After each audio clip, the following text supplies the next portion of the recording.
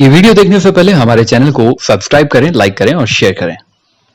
नमस्कार दोस्तों, स्वागत है आप सभी का इंडियन एकेडमी श्री गंगानगर के यूट्यूब चैनल पर। मैं महेंद्र बिश्नोई आप सबके लिए लेके आया हूँ हमारा दूसरा पार्ट लाइब्रेरी साइंस का, जो हमारी बात चल रही थी 5 laws of library science. Part first के अंदर हमने किए थे नियम नंबर 1 और नियम नंबर 2। नियम नंबर 2 के अंदर था, नियम नंबर 2 में था निदानी व्यवस्थापन,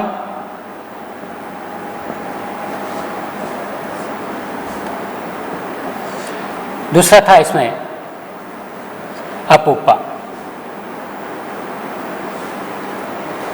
अपूपा की बात करें तो अपूपा का निर्माण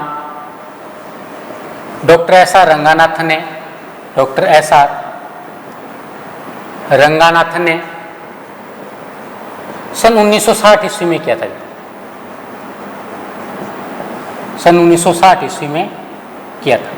अब आपको विस्तारपूर्वक अपूपा समझाता हूं मैं।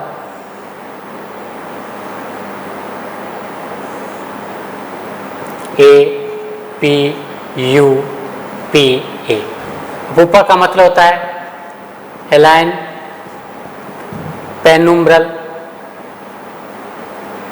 अम्ब्रल। ये टोटली रिलीवेंट होता है, रिलीवेंट। ये होता है पार्टली रिलीवेंट।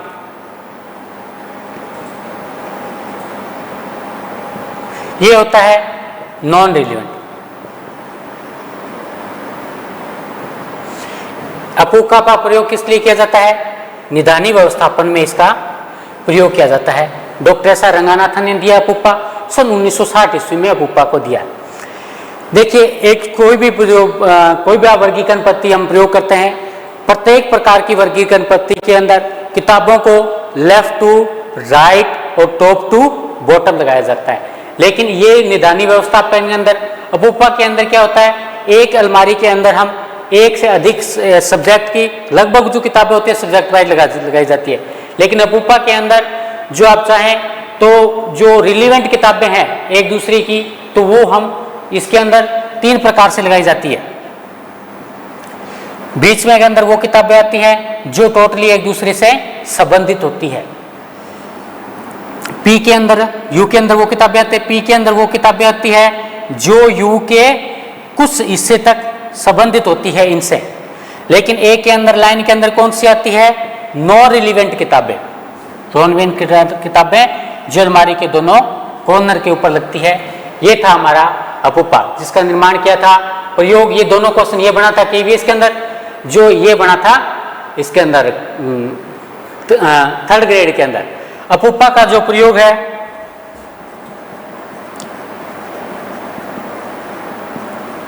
अपूपा का प्रयोग निदानी व्यवस्थापन में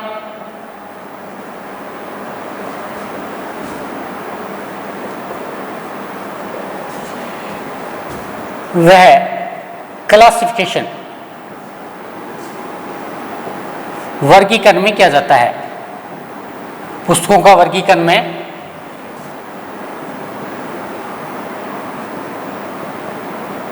किया जाता है।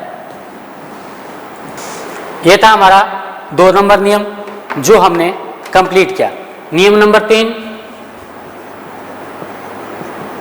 नियम नंबर 3 जिसका नाम है एवरी डॉक्यूमेंट्स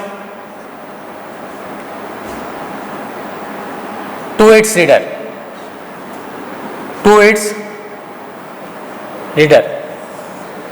प्रत्येक प्रलेख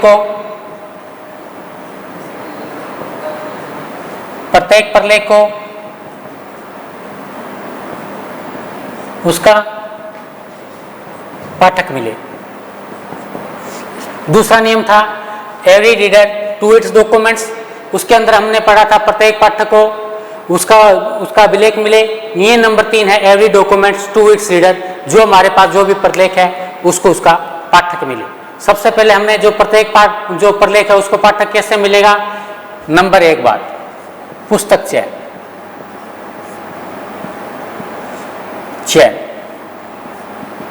बुक सिलेक्शन। देखो, यदि हमने सही पुस्तक का चयन किया होगा तो ही उस प्रलेख को उसका पाठक मिलेगा, नहीं तो उसका पाठक नहीं मिलेगा। अब पुस्तक चयन करने के लिए दो प्रकार की विधियों का प्रयोग किया जाता है। दो प्रकार से किया जाता है।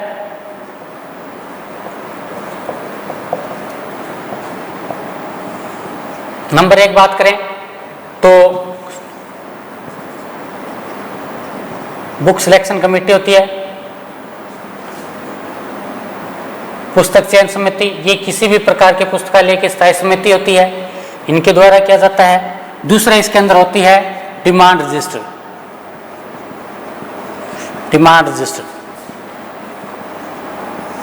सार्वजनिक पुस्तकालयों के अंदर डिमांड रजिस्टर होता है। उसके अंदर यदि हम चाहे हमको जो किताब चाहिए जो है वो हम उसके अंदर ऑथर का नाम वगैरह हम लिख के जो है प्रलेख को मंगवा सकते हैं। तो ये जो डिमांड रजिस्टर है वो किसके पास जाता है? बुक सिलेक्शन कमेटी के पास जाता है। वो इस पुस्तक को मंगाने का आगे जो है इसके अंदर प्रयास करती है या जो पाठक को दिया जाता है। दूसरा इसके अंदर आता है open access system. Open access system Hindi के अंदर मुक्त द्वार प्रणाली इसको बोला जाता है। देने वाले जेडी ब्राउन, पूरा नाम जेम्स डब ब्राउन था। इन्होंने ये सिस्टम मई 1893 ईस्वी में दिया था।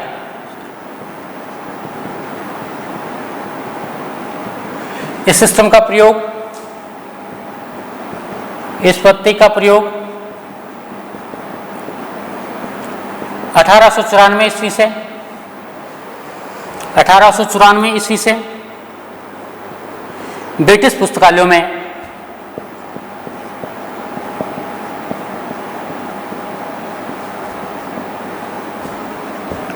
सर्वप्रथम किया गया था।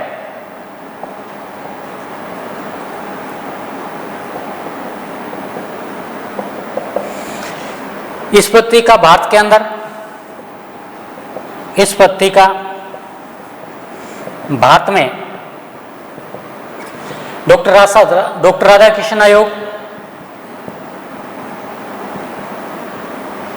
राधाकृष्णन आयोग वह यूजीसी ने इस पद्धति का के प्रयोग का समर्थन किया था।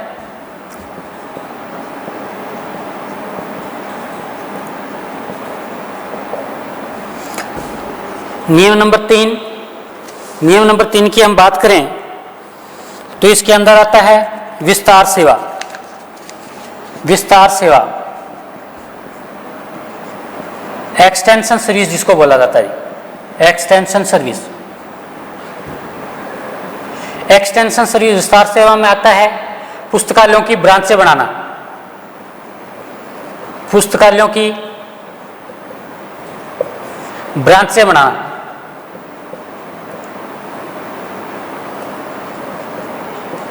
ब्रांचेस बनाना या शाखाएं बनाना, जो इसके अंदर आता है। नियम नंबर 4 नवीन पुस्तकों की प्रदर्शनी।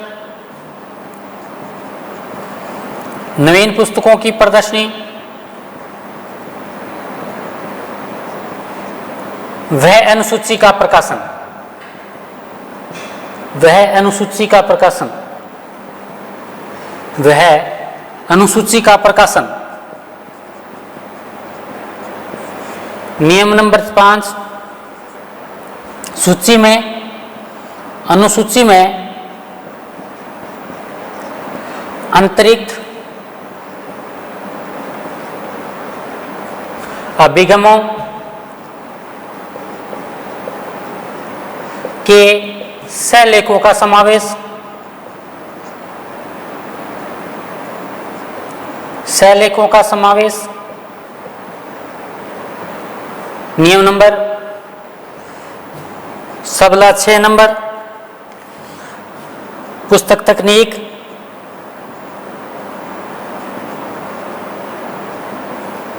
इसी में नियम नंबर 7 अनुवर्गिक व्यवस्था, अनुवर्गिक व्यवस्था, अनुवर्गिक व्यवस्था क्या कहा जाता है? Classified sequence, classified sequence. ये है जो नियम नंबर 3 के अंदर इनको शामिल किए जाते हैं। नियम नंबर 3 का नाम है every documents to its reader, प्रत्येक प्रलेख को उसका पाठक मिले। तो हमने ये 3 नंबर के अंदर सीखना है, जो भी हमारे डॉक्यूमेंट है लाइब्रेरी के अंदर उनको उनका पाठक कैसे मिलेगा, इसका जो वर्णन है जो नियम नंबर 3 के अंदर किया गया है। सबसे पहले बात आती है पुस्तक चयन की। देखिए, प्रत्येक प्रलेख को जब भी उसका प्रलेख पाठक मिलेगा जब हमने सही पुस्तक का चयन किया होगा।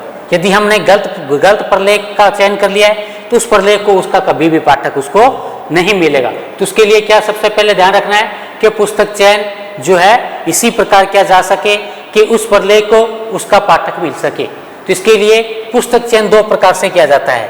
नंबर 1 बात, बुक सिलेक्शन कमेटी, पुस्तक चयन समिति। प्रत्येक प्रकार के पुस्तकालयों के अंदर पुस्तक चयन समिति होती है। ये स्थायी समिति होती है जिनके द्वारा पुस्तकों का चयन किया जाता है। वो भी किस मांग के आधार पर, एरिया के हिसाब से, डिमांड के हिसाब से, उस जो है एरिया जहाँ पर वो संबंधित है पुस्तकालय उसके कल्चर के हिसाब से वो सारी चीजें इसके अंदर देखी जाती है। बजट भी देखा जाता है इसके अंदर ताकि प्रत्येक प्रलेख को उसका पाठक मिल सके। दूसरी बात आती है, इसके अंदर आता है डिमांड रजिस्टर। यदि हम बात करें पब्लिक लाइब्रेरी की तो वहां पर प्रत्येक पब्लिक लाइब्रेरी के अंदर लगभग डिमांड रजिस्टर होता है। जिस पाठक को जो प्रलेख चाहिए वो उसके ऊपर उसकी डिटेल लिख देता है और वो डिमांड रजिस्टर किसके पास आता है? पुस्तक चयन समिति के पास आता है और वो उस प्रलेख के बारे में विचार करती है। दूसरा इसके अंदर ओपन एक्सेस सिस्टम, बहुत बढ़िया क्वेश्चन है ये और लगभग एग्जाम के अंदर पहले भी पूछा जा चुका है। सबसे महत्वपूर्ण क्वेश्चन ये ओपन एक्सेस सिस्टम, मुक्त द्वार प्रणाली बोला जाता है इसको।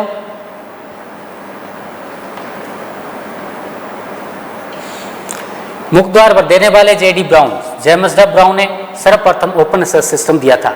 ये या तो देने वाले का नाम इसके अंदर पूछा जाता है या ये किस नियम के अंदर आता है? तो every documents to its reader, प्रत्येक प्रलेख को उसका पाठक मिले के अंदर ओपन एक्सेस सिस्टम आता है। ये सर्वप्रथम मई 1893 ईस्वी में जेडी ब्राउन द्वारा दिया गया था। इस पद्धति का सबसे पहले प्रयोग जो है सन 1894 ईस्वी में ब्रिटिश पुस्तकालयों के अंदर, ये भी क्वेश्चन कई बार बना है कि ओपन एक्सेस सिस्टम का प्रयोग कौन से पुस्तकालयों के अंदर किया गया था? तो सर्वप्रथम ब्रिटिश पुस्तकालयों के अंदर ये सर्वप्रथम ये किया गया था। मैं आपको बताना चाहता हूँ जेडी ब्राउन जिस समय ये सिस्टम दिया था उनके अंदर क्लार्कनवेल लाइब्रेरी की जो लाइब्रेरी थी वहां पर जेडी ब्राउन पुस्तकालय अध्यक्ष थे जिन्होंने ओपन एक्सेस सिस्टम दिया था। इस पद्धति का भारत के अंदर यदि बात करते हैं, इस पद्धति का सर्च जो है राधाकृष्ण आयोग और यूजीसी ने जो ओपन एक्सेस सिस्टम का जो है इसका प्रयोग का समर्थन है भारत के अंदर किया था। 3 नंबर इसके अंदर आते हैं विस्तार सेवा। विस्तार सेवा को बोला जाता है एक्सटेंशन सर्विस। इसके अंदर पुस्तकालय का विस्तार करना, हमने एक विस्तार पढ़ा था नियम नंबर 2, उसके अंदर था विस्तार सेवा संबंधी कर्तव्य। मैंने आपको दूसरे नियम की पहचान बताई थी कि उसके अंदर कर्तव्य शब्द लगा होगा, या तो ऑब्लिगेशन होगी या लाइब्रेरी शब्द आपको मिलेगा। लेकिन 3 नंबर के अंदर नाम सेम है लेकिन यहाँ पर कर्तव्य शब्द नहीं है, इसीलिए इसको हम रखेंगे नियम नंबर 3 के अंदर। नियम नंबर हमारा 3 क्या है? प्रत्येक प्रलेख को उसका पाठक मिले। तो विस्तार सेवा संबंधी कर्तव्य के अंदर जो पुस्तकों की पुस्तकालयों की जो ब्रांचें बनाई जाती है वो किसके अंदर आती है? विस्तार सेवा के अंदर इनको सम्मिलित किया जाता है। इसके अलावा प्रत्येक प्रलेख को जो उसका पाठक कैसे मिल जाएगा? जो भी हमारी पुस्तकों की जो नवीन पुस्तकें आई हैं उसकी प्रदर्शनी व अनुसूची का प्रकाशन। देखिए कई बार जो ये पब्लिक लाइब्रेरी वगैरह होती है उसके अंदर जो नई किताब आती है उसकी जो इंडेक्स बना के क्या लगा दी जाती है, उसकी सूची है जो लगा दी जाती है। तो उसके अंदर क्या है? पाठक आता है और वो प्रलेख जो सूची देखता है और जो भी नया प्रलेख आया है वो वहां से इश्यू करा लेता है। इस प्रकार क्या होता है? जो भी नवीन पुस्तक आई है उसको उसका क्या मिल गया? उसको उसका प्रलेख मिल गया। इसके अंदर 5 नंबर बात आती है अनुसूची में अंतरिक्त अभिगमों के सहलेखों का समेत। इसके अंदर बात यह है कि जो हमने अनुसूची इंडेक्स बनाई है नवीन पुस्तकों की, इसके अंदर देखिए जरूरी नहीं होती है कि कंप्लीट पुस्तक कई बार दोबारा आए। कई बार क्या होता है उसका जो किताबें हमारी लाइब्रेरी के अंदर आई है उसका जो है लैंग्वेज चेंज हो जाती है या उसका कोई शॉर्ट एडिशन आ जाता है, इस प्रकार के भी जो इसके अंदर चेंजेस होते रहते हैं वो भी उन्होंने बताया है कि जो आप नवीन पुस्तकों की अनुसूची बना रहे हो, इंडेक्स बना रहे हो, उसके अंदर जो अंतरिक्त अब जो छोटे से लेख आए हैं या इसके अलावा जो शॉर्ट एडिशन आए हैं किसी के, उनको भी इसके अंदर आप शामिल करें। इसके अलावा आता है पुस्तक तकनीक। पुस्तक तकनीक के अंदर हम बात करते हैं, लाइब्रेरी टेक्निक के अंदर आता है क्लासिफिकेशन और कैटलॉगिंग।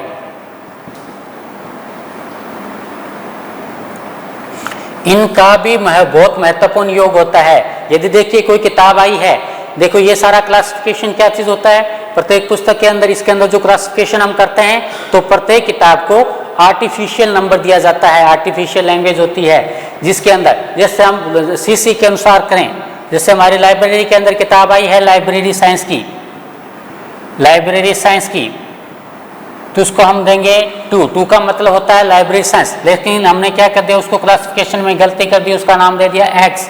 तो एक्स किसकी बन गई, ये किताब इकोनॉमिक्स की बन गई। अब कोई पाठक आया हमारे पास लेने के लिए, वो कहता है लाइब्रेरी साइंस की हमको किताब चाहिए, तो किताब तो हमारे पास है लेकिन हमने कौन सी किताब भी कर दी इसके अंदर, क्लासिफिकेशन जो है उसकी जो है इसके अंदर जो हमने उसका गलत कर दिया है। लेकिन हमने कई बार क्या होता है क्लासिफिकेशन से ही हो जाता है लेकिन उसकी कैटलॉग से ही नहीं बनती, तो भी इस चीज में जो है उस प्रलेख को उसका पाठक नहीं मिलेंगे। इसीलिए पुस्तकालय तकनीक के अंदर क्लासिफिकेशन और कैटलॉगिंग का सबसे महत्वपूर्ण योगदान होता है। इस चीज की सावधानी प्रत्येक को रखनी चाहिए। अनुवर्गीय की व्यवस्था, क्लासिफाइड सीक्वेंस भी जो है वो देखो इसके अंदर क्लासिफाइड सीक्वेंस है वो सब्जेक्ट के हिसाब से अनुवर्गीय की व्यवस्था को बनाया जाता है, जो प्रत्येक सब्जेक्ट की किताबों को जो है एक एक जगह अलग अलग सब्जेक्ट वाइज लगाया जाता है। कई बार हमने क्या मैथ की किताब आई उसको जो है इंग्लिश के साथ लगा दी, इंग्लिश वाली साइंस के साथ लगा दी, तो उस प्रलेख को उसका कभी पाठक नहीं मिलेगा। इस चीज की हमें सबसे महत्वपूर्ण है जो इसका ध्यान रखना होता है। ये हमने किया every documents to its reader. अपूपा वगैरह का, इसके अलावा हम बात करें निदानी व्यवस्थापन के अंदर जो है, इसके अलावा हम बात करें यदि इसके अंदर ओपन एक्सेस सिस्टम जो है, इससे संबंधित जो क्वेश्चन है लगभग पेपर के अंदर इनके पूछे जाते हैं। और पहली बात है इसके अंदर नियम नहीं, सब नियम से जो क्वेश्चन है लगभग इसके अंदर बनते होते हैं, और जो सब नियम से संबंधित ही इसके अंदर आज तक जो भी लगभग पेपर हुए हैं उसके अंदर बने हैं। नियम नंबर हम पढ़ने जा रहे हैं, नियम नंबर 4। नियम नंबर 4, नियम नंबर 4 है समय से संबंधित, save the time of the reader, save the time of the reader. इसके अंदर हम पढ़ेंगे भी जो हमारे पाठक है उनका हमने समय कैसे बचाना है, पाठकों का समय बचाएं।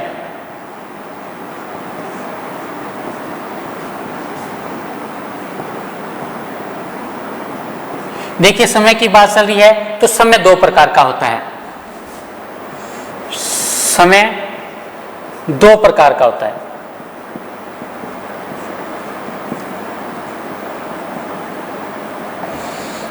एक नंबर वस्तुनिष्ठ समय,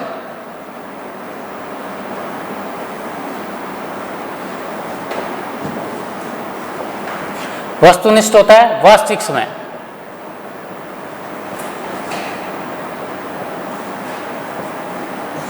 दूसरा होता है आत्मनिष्ठ, अंतरिक्ष समय।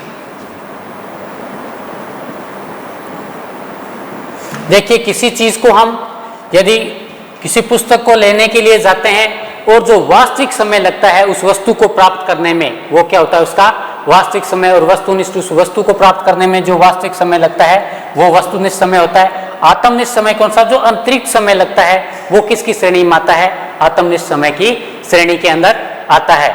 हमारा कौन सा नियम चल रहा है, नियम नंबर 4। नियम का क्या नाम है, save the time of the reader. इसके अंदर हमने ये सीखना है कि हमारे पास जो भी पाठक है हमारी लाइब्रेरी के, उसकी जो है समय कैसे बचाना है। नंबर 1 बात, प्रवेश की सरल प्रक्रिया हो, प्रवेश की सरल प्रक्रिया हो, ताकि नॉर्मल फॉर्मेलिटीज हो सकती है, जैसे मतलब कोई पाठक है उसका साइन वगैरह करवाना और कराना, लेकिन उसके अंदर प्रवेश की सरल प्रक्रिया है जो होनी चाहिए ताकि प्रत्येक पाठक है आराम से आ जा सके इसके अंदर।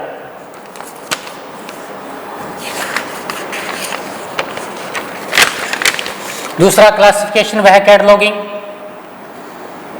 क्लासिफिकेशन वह कैटलॉगिंग। मैं कंप्यूटर का प्रयोग करना। मैं कंप्यूटर का प्रयोग करना। ये क्वेश्चन बढ़िया है। कंप्यूटर का प्रयोग किस नियम के अंदर किया जाता है? तो नियम नंबर 4 के अंदर save the time of the reader के अंदर किया जाता है। 3 नंबर डायरेक्शंस, जो संदर्शिकाएं होती हैं इनका प्रयोग करना। संदर्शिकाओं का प्रयोग करना। संदर्शिकाओं का प्रयोग करना डायरेक्शंस का तात्पर्य है। इसी के अंदर 4 नंबर जो आता है आसान इशू रिटर्न पत्ती। आसान इशू रिटर्न पत्ती। आसान इशू रिटर्न पत्ती के अंदर बात करते हैं तो ब्राउनेस सिस्टम। ब्राउनेस सिस्टम, ब्राउनेस सिस्टम है जिसका निर्माण 1895 ईस्वी में नीना ई ब्राउन ने किया था। नीना ई ब्राउन ने किया था।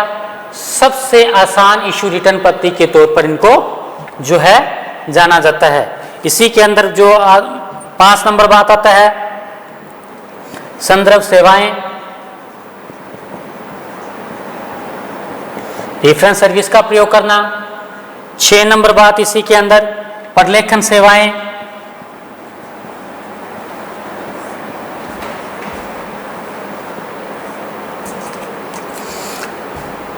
सात नंबर सारकण सेवाएं। 7 नंबर सारकरण सेवाएं।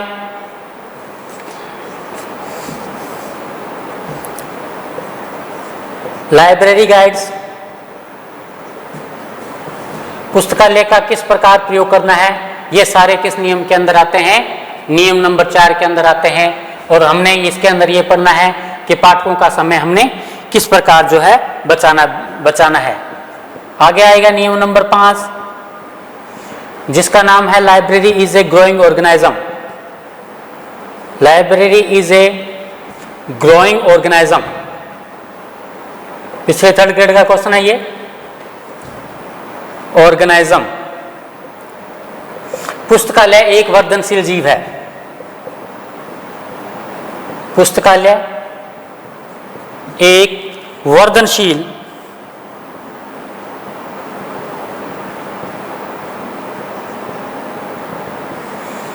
जीव है। ये नियम भविष्य से संबंधित है। यदि ऐसा कोई क्वेश्चन बने भविष्य से संबंधित है, भविष्य से संबंधित है, यदि ऐसी बात पूछे क्वेश्चन के निम्न में से कौन सा नियम भविष्य से संबंधित है, तो नियम number 5 library is a growing organism. इसमें बात चल रही है हमारी विकास की, या कुछ से विकास से संबंधित है तो विकास की, ये पूरा नियम भी विकास से संबंधित है। विकास की हम बात करें, विकास 2 प्रकार का होता है। 2 प्रकार का होता है। नंबर 1 बात विकास की बात करें हम, चाइल्ड ग्रोथ। दूसरा होता है अडल्ट ग्रोथ।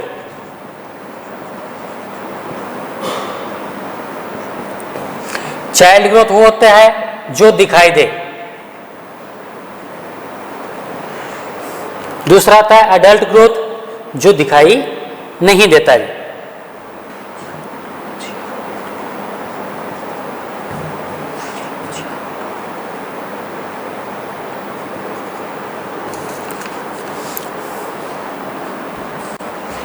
इसके अंदर मुख्य बातें, पुस्तक संग्रह।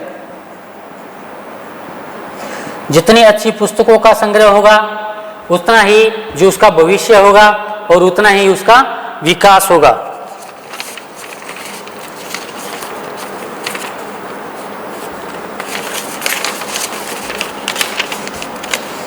2 नंबर पाठक, 3 नंबर इसमें आते हैं कर्मचारी,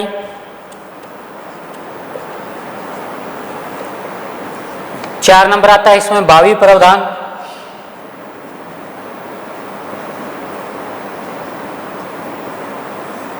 5 नंबर इसी के अंदर शामिल किया जाता है पुरानी पुस्तकों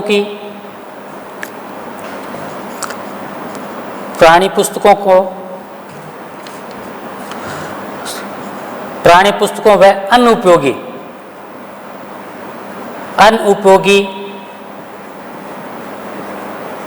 पुस्तकों की पहचान व छंटनी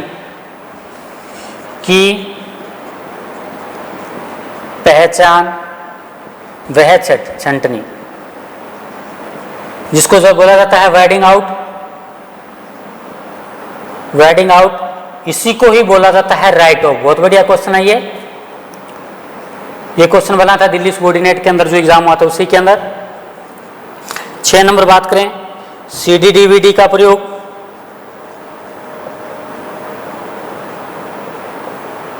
7 नंबर बात करें choice of classification scheme, choice of classification scheme,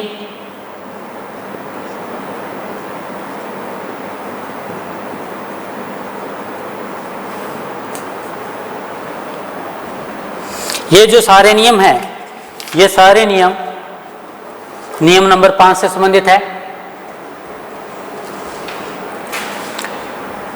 इसके अंदर हमने पढ़ा नियम नंबर 4। नियम नंबर 4 का जो है save the time of the reader. इसके अंदर हम पढ़ेंगे पाठकों का समय बचाएं। इसी के अंदर बात होगी कि पाठकों का समय किस प्रकार से हमने ज़्यादा से ज़्यादा बचाना है। समय की बात करें तो समय 2 प्रकार का होता है। एक तो होता है वस्तुनिष्ठ समय, जो किसी चीज को उसी वस्तु को, उस पुस्तक को, उस मटेरियल को, प्रलेख को प्राप्त करने में जो समय लगता है, जो वास्तविक समय होता है, वो वस्तुनिष्ठ समय होता है। इसके अलावा होता है आत्मनिष्ठ होता है अंतरिक्ष समय। देखो आत्मनिष्ठ समय कौन सा होता है, कई बार हम पुस्तकालय के अंदर किताब लेने के लिए जाते हैं और जो कई बार क्या होता है इशू रिटर्न वाला हमको नहीं मिलता, कहता भाई आप 1 घंटे बाद आना, 2 घंटे बाद आना। तो इसीलिए या हम देखिए इसकी उदाहरण हर एक जगह आपको मिलेगी आत्मनिष्ठ या आंतरिक समय की। हम कोई चीज़ मार्केट के अंदर कोई चीज़ लेने के लिए जाते हैं, वो कहता है नहीं पहले इस कस्टमर को दूंगा, वो बाद में आपको दूंगा।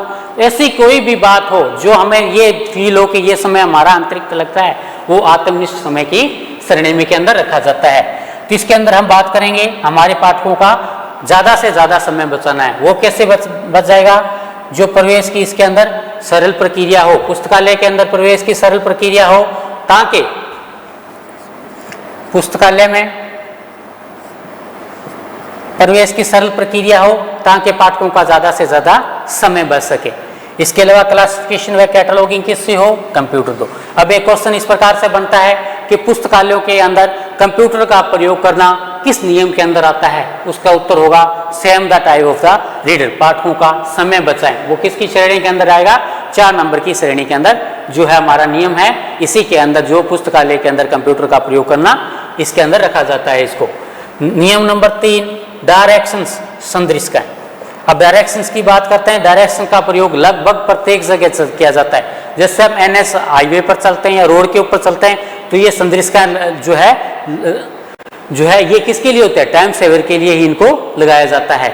इसके अलावा बात करें और हमारा समय कैसे बचेगा, इशू रिटर्न जो है आसान इशू रिटर्न पद्धति हो, जिसके अंदर ज़्यादा समय का जो उसके अंदर खर्च ना हो। आसान के अंदर हम बात करते हैं, सबसे आसान पद्धति को जो मानी जाती है वो ब्राउनेज सिस्टम है, जो दिया था 1895 ईस्वी में। इसका निर्माण नीना ई ब्राउन ने किया था। इसके बाद देखिए, इसके अलावा चौथे नियम की निशानी में आपको और बताता हूँ, सेवाएं जो भी है, सेवाएं शब्द जो लगेगा, सर्विस जो शब्द लगेगा, वो लगभग नियम नंबर 4 के अंदर आएगा, save the time of the reader के अंदर आएगा। संदर्भ सेवाएं, इसके अंदर बात करें प्रलेखन सेवाएं, CS और SDI का प्रयोग, वो भी किसके अंदर आता है, प्रलेखन सेवाओं के अंदर आता है। इसके अलावा सारकन सेवाएं, एब्स्ट्रैक्ट सर्विस भी किस श्रेणी में रखा जाता है, save the time of the reader के अंदर रखा जाता है। इस प्रकार लाइब्रेरी गाइड्स आपने पुस्तकालय का कैसे प्रयोग करना है ताकि पहले दिन से पाठकों को सिखाया जाए, ताकि उनका भी ज़्यादा से ज़्यादा समय है जो बच सके। ये सारे नियम हमने किससे संबंधित पढ़े? Save the time of the reader, पाठकों का समय बचाएं। इसी के बाद आता है नियम नंबर 5, जिसका नाम है library is a growing organism. ये क्वेश्चन बना था पिछली 3rd ग्रेड के अंदर, इन्हों के अंदर यहां से दिया था ऑर्गेनाइजेशन। ऑर्गेनाइजेशन नहीं है, ऑर्गेनाइज्म है ये। पुस्तकालय एक वर्धनशील जीव है। तो ये नियम, यदि ऐसी बात हो कोई निम्न में से कौन सा नियम भविष्य से संबंधित है, तो 5 नंबर नियम हमारा library is a growing organism है। ये भविष्य से संबंधित है या विकास से संबंधित है। विकास से संबंधित, भविष्य की बात करें या विकास की बात करें, तो उसका उत्तर होगा नियम number 5, library is a growing organism. अब इसके अंदर विकास की बात चल रही है, तो विकास 2 प्रकार का होता है। एक तो होता है चाइल्ड ग्रोथ, जैसे कोई हमारे घर में बच्चा है तो उसका विकास हमें दिखाई देता है। दूसरा अडल्ट ग्रोथ, जो हमें हमारा विकास तो हो रहा है लेकिन जो है इतना दिखाई नहीं देता जो बच्चे का देता है। इसी प्रकार यदि हम इसके अंदर एक क्वेश्चन बनता है कि भारत का राष्ट्रीय पुस्तकालय, नेशनल लाइब्रेरी हमारी है, वो भी अभी भी चाइल्ड ग्रोथ की श्रेणी के अंदर आती है। इसके बात करें, ये सारा भविष्य से संबंधित है, तो इसका जो विकास कैसे होगा? बढ़िया पुस्तकों का संग्रह। देखो लाइब्रेरी किससे संबंधित? जितनी ही बढ़िया किताबों का संग्रह होगा उस पुस्तकालय के पास, उतने ही कर्मचारी होंगे, उतने ही पाठक होंगे, उतना ही उसका ज़्यादा से ज़्यादा विकास होगा। तो जो किसके अंदर आता है? पुस्तक संग्रह, पाठक, कर्मचारी, किसके अंदर आता है? ये 5 नंबर नियम library is a growing organisation. भावी प्रावधान के अंदर क्या चीज शामिल किया जाता है? प्रत्येक प्रकार का प्रावधान जिससे किसी प्रकार के पाठक को कोई असुविधा ना हो, वो किसके अंदर आता है? इसी के अंदर शामिल किया जाता है। इसी के अलावा पुरानी पुस्तकों वह अनुपयोगी, पुरानी पुस्तकें होगी या अनुपयोगी होगी। Doctor SR. रंगानाथन ने एक पुस्तक के लिए अधिकतम 20 वर्ष का समय बताया है। और पुस्तकों को पुस्तकालय कब बताया जाता है? जब वो पुस्तक, एक तो होती है शेडेड, दूसरा होता है सुपर शेडेड। जब किताबें बिल्कुल दिखाई ना दे, सुपर शेडेड हो जाए, तब वो पुस्तकों को जो है हटाया जाता है। तो ये किस नियम के अंदर आता है? नियम नंबर 5 के अंदर आता है। यही क्वेश्चन बना था दिल्ली सबॉर्डिनेट के अंदर, और मेरे ख्याल में पिछली 3rd ग्रेड के अंदर भी ये क्वेश्चन बना था। उसके अंदर ये पूछा था पुरानी पुस्तकों व अनुपयोगी पुस्तकों को किस नाम से जाना जाता है? इसी को वेडिंग आउट के नाम से जाना जाता है, इसी को भी राइट ऑफ के नाम से जाना जाता है। इसके अलावा CD DVD का प्रयोग करना, CD DVD का भी प्रयोग करना भी, देखिए आज का समय है जो डिजिटलाइजेशन है और समय बचाने से संबंधित है, इसीलिए यहाँ पर ये बताया है कि कंप्यूटर का प्रयोग करना 4थे नंबर नियम के अंदर आता है। CD DVD से बनाने से क्या होगा? वो चीज़ आगे डिजिटल रूप के अंदर स्थानांतरण होती रहती है। इसके बाद जो है choice of the classification scheme, आपने किस प्रकार की वर्गीकरण पद्धति का प्रयोग पुस्तकालय के अंदर करना है, वो भी किसी के अंदर रखा जाता है। नियम number 5 library is a growing organism के अंदर रखा जाता है। इसी के अंदर 8 नंबर आता है कॉल नंबर। कॉल नंबर भी किसकी श्रेणी के अंदर आता है? जो है नियम नंबर 5 के अंदर आता है। यही वो नियम थे जिनके अंदर डॉक्टर एस.आर. रंगानाथन ने 5 नियमों को खुद अपने आप से हाई कोर्ट की संज्ञा दी थी। तो ये था मेरा नियम नंबर, हमने पढ़े, 1 पढ़े, 2 पढ़े, 3 पढ़े, 4 पढ़े और 5 पढ़े। इसी के साथ नियम नंबर 6, नियम नंबर 6 याद रखना, ये डॉक्टर एस.आर. रंगानाथन का दिया हुआ नहीं है, ये दिया था जेम्स आर रेटिंग, जेम्स आर रेटिंग। ये नियम था every reader his her freedom, every reader his her freedom, प्रत्येक पाठ को उसकी इसकी स्वतंत्रता मिले, जेम्स आर रेटिंग का दिया हुआ है। लेकिन याद रखना नियम नंबर 6 डॉक्टर एस.आर. रंगानाथन का नहीं है। कई बार यहाँ से भी क्वेश्चन बनते हैं। तो ये थी इंडियन एकेडमी श्री गंगानगर के यूट्यूब चैनल पर जो हमारा फर्स्ट क्लास, ये थी हमारी 5 लॉज और सब लॉज के अंदर जो सेकंड क्लास। और इसी के अलावा किसी प्रकार को कोई डाउट हो, कोई और हो, तो वो आप जो है कमेंट्स के अंदर मेरे को लिख सकते हो। प्रत्येक क्वेश्चन का आपको जवाब मिलेगा। इसके अलावा जो आपको यदि मेरी क्लास बढ़िया लग रही हो, पसंद आ रही हो, तो मैं चाहता हूँ कि इस क्लास को ज़्यादा से ज़्यादा लाइक ज़्यादा से ज़्यादा सब्सक्राइब और ज़्यादा से ज़्यादा शेयर करें, ताकि जो आने वाले हमारे जो इसके अंदर इस फील्ड के अंदर आना चाहते हैं लाइब्रेरियन, जो इस तरह जो उनको एक अच्छा प्लेटफॉर्म जो है मिल सके। इसी के अलावा कल हमारे जो डायरेक्टर साहब है KL यादव, उनकी ये भी स्पीच आपने सुनी होगी कि हम बहुत जल्द है जो कोटा यूनिवर्सिटी और जो बीलीज वो डीलीज करें, इग्नू यूनिवर्सिटी से जो बीली वो डीली करें।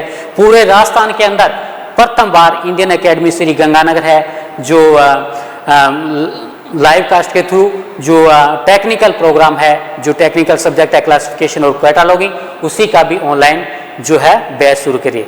ये था मेरा नियम नंबर 2, पार्ट नंबर 2। मैं चाहता हूँ कि आपको ज़्यादा से ज़्यादा ये पसंद आएगी। नमस्कार।